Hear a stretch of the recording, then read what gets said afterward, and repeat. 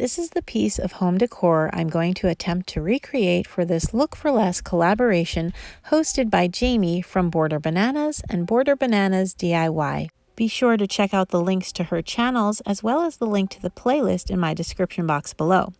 Kirkland's was asking $49.99 for this piece, and I'm going to make it for a lot less. The Kirkland's piece is 24 by 24. I'm starting with a 15 by 15 inch square. It's actually a metal message board that I got at a yard sale for $1, but I'm going to actually use the back of it, which is all wooden. Also for this project, I'm using this embroidery hoop, which I got at Joann's Fabrics for $2.50. That's the most expensive piece of my project. And I have a variety of paints from my stash, including Art Mine's white chalk paint and then several colors of acrylic paint from my stash.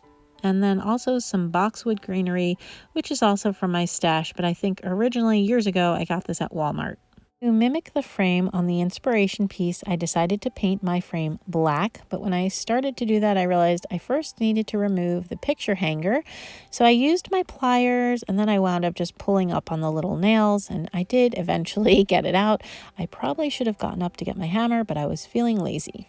So then I gave the frame around the square just one coat of black acrylic paint. Now, hindsight is 2020. I think if I was doing this project again, I would probably paint the center white part with the paint technique I'm going to do first, and then go back and do the frame, because I wound up getting paint on the black, and then I had to go back and touch it up, but that's okay.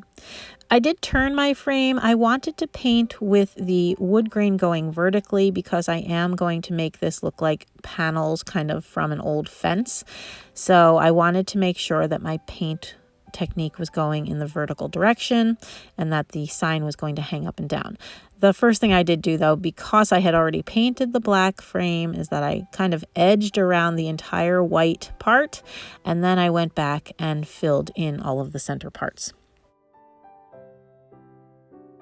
Then I got my little sour cream container lid, which I always use to mix paint, and I put gray paint with a dot of black and a dot of brown and then a dot of off-white, and I just took my brush and kind of dry brushed it off, and then I took a rag, which I dipped in water, and just kind of wiped away a lot of the paint, leaving just a little bit, and this is what gives it the weathered wood look. You just continue dry brushing paint on and then wiping it off with the dampened rag until the board looks the way that you want it to. And you don't want to fully mix the paints because the different colors like the black and the brown are what give it this look like that it's weathered outside. So you want to make sure you don't overblend the paint.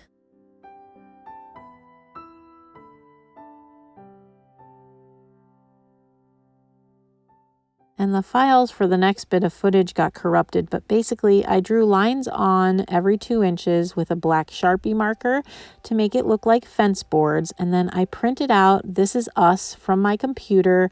I colored on the back of it with a pencil, turning it into carbon paper, traced it onto my piece, and then I went over it with a paint marker.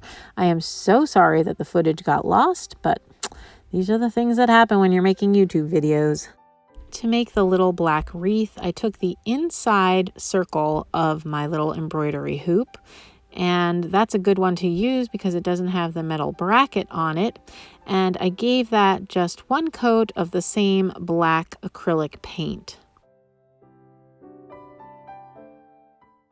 Then I took my boxwood greenery and I just snipped off several pieces of greenery using my little wire snipper, and I glued them on using hot glue. I didn't know if the hot glue was going to work, but hot glue works really well on wood, so that's why I wanted to give it a try. Otherwise, I could have used floral wire to wire it on, but the hot glue really did work just fine.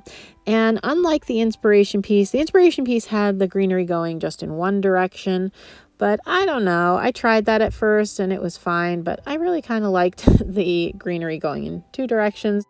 But I figure this is my piece hanging in my house. I can make it the way I want to. But just let you know, if you really want to be true to the inspiration piece, you'd only put the greenery going in one direction. And once I had all the greenery attached, I got my big burlap coffee sack, which I have been using lately. I get these free at a local coffee roaster or for $1 or $2 at a coffee factory. And I just cut a strip of burlap. I wanted to use this to hang the wreath from the frame. The inspiration piece has like a black metal piece, but I didn't have that. I could have used black ribbon, but I wanted to have the accent of the burlap because it kind of goes with what's going on in my house. And I also wanted to put a little burlap bow on the greenery. That was the last step. Here's what the finished product looks like. I did reattach the little metal hanger so that I could hang it on my wall. So here's the inspiration piece, the $49.99 one, and here is my edition. I like it just as well, and I really like the price tag because I think mine cost about $5. And that's all that I have for you today. Thank you so much for watching as I recreated this piece from Kirkland's. I hope this inspires you to find the things you love and make them for less. And I would love it if you'd go check out the other creations on the playlist. Thank you so much to Jaime for hosting. And until my next video, thanks for watching.